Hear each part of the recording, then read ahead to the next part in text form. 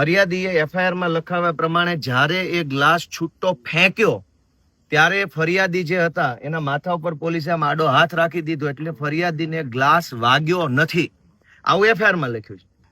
હવે આ આખી ઘટનાને સાચી માની લઈએ તો આમાં જાનથી મારી નાખવાની કલમ ક્યાં આવી?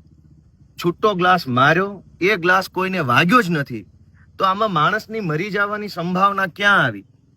307 એટલે કે નવી કલમ એની જે છે 109/1 કાઉન્સમાં, એ જાનથી મારી નાખવાની કોશિશ કરવાનો ગુનો છે.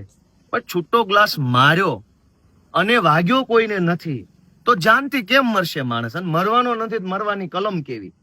આમ છતાંય કારણ વગરનું ખોટી રીતે ચૈતરભાઈ ઉપર ગંભીર પ્રકારની કલમો લગાડવામાં આવી, જેથી કરીને એમને લાંબો સમય સુધી અદાલતની અને કાયદાની પ્રક્રિયામાં ફસાવી શકાય, છાપાઓની હેડલાઇન મેનેજ કરી એને બદનામ કરી શકાય, પોલીસ સ્ટેશનોમાં ગોંધી રાખી અને એમની ઉપર માનસિક ત્રાસ વર્તાવી શકાય. આવો કરવાના માટે થઈ અને એમની ઉપર ખોટી રીતે ગંભીર કલમો લગાવવામાં આવી. હકીકત તો એ છે કે ચૈતર વસાવા જ્યારથી ચૂંટણી જીત્યા છે ત્યારથી માત્ર આદિવાસી સમાજ નહીં, ગુજરાતભરના યુવાનો માટે, મહિલાઓ માટે સતત અવાજ ઉઠાવે છે. વિધાનસભાથી લઈ સડક સુધી જ્યાં બોલવું પડે, જે રીતે બોલવું પડે એ રીતે બોલી અને લોકોને જગાડવાનું કામ ચૈતરભાઈ વસાવા કરી રહ્યા છે, લોકોને મદદ કરી રહ્યા છે, લોકોને હિંમત આપવાનું કામ કરી રહ્યા છે. એ વાત ભાજપને ખટકે છે. અને એટલે થયું એવું કે આ કહેવાતી જે ઘટના બની છે ગ્લાસ ફેંકીને મારવાની, એ ઘટના 12 વાગ્યા આસપાસ બની એવું કહેવામાં આવે છે કાગળ ઉપર. ઘટના બન્યા પછી સૌથી પહેલા પોલીસ સ્ટેશને ધારાસભ્ય ચૈતર વસાવા પોતે ગયા.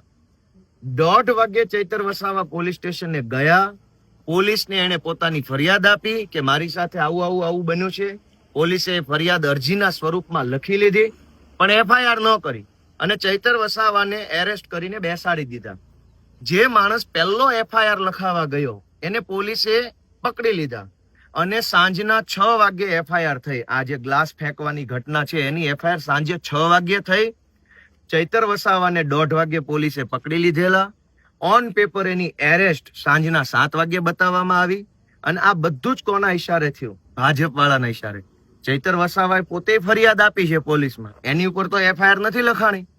અને એનાથી વિશેષ કે હું જયારે અહીંયા વકીલ તરીકે આવ્યો તો પહેલા તો મને પોલીસ સ્ટેશને મળવાનો જ આવવા દીધો. મેં પોલીસને કીધું કે હું વકીલ છું, વકીલને અધિકાર મળેલો છે, વકીલ છે એ કાયદા પ્રમાણે, એડવોકેટ્સ એક્ટ પ્રમાણે કોર્ટ ઓફિસર છે અને માત્ર કોર્ટની અંદર નહીં, કોર્ટની બહાર ગમે ત્યાં